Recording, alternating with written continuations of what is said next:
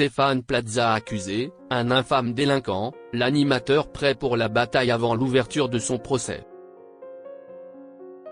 Accusé de violences verbales, physiques et psychologiques, Stéphane Plaza sera jugé ce jeudi 9 janvier.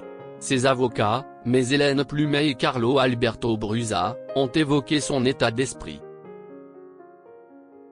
L'animateur phare de M6 est accusé de violences verbales, physiques et psychologiques sur 3 femmes avec qui il aurait entretenu des relations amoureuses.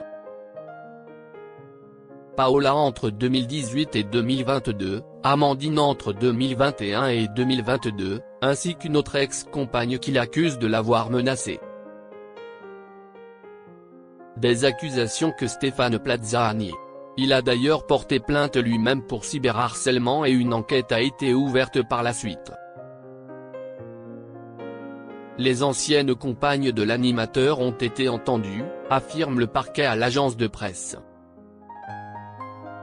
Le 18 octobre dernier, Stéphane Plaza a de nouveau porté plainte avec constitution de partie civile pour saisir un juge d'instruction. Stéphane Plaza très confiant la veille de son procès.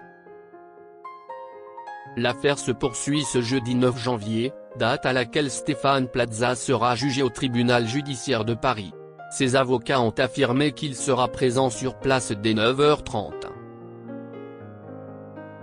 Lors de la première audience qui s'est déroulée en août dernier, l'agent immobilier n'a pas pu s'y rendre.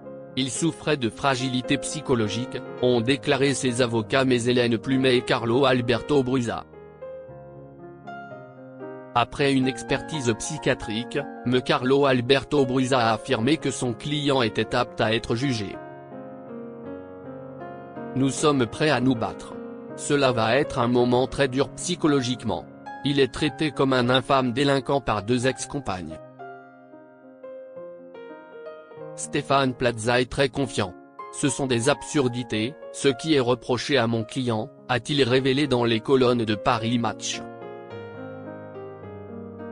Des plaintes pour cyberharcèlement.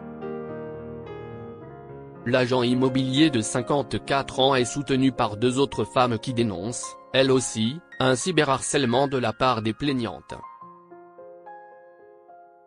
Jade C., 27 ans, affirme qu'elle a reçu 180 messages de faux comptes anonymes sur Instagram entre avril et juillet 2023. Elle a porté plainte en octobre 2023. J'ai le sentiment d'avoir été pistée, confie-t-elle à l'AFP, d'après actu.fr. Le seul but, c'était isoler socialement Stéphane et me détruire psychologiquement, a-t-elle ajouté.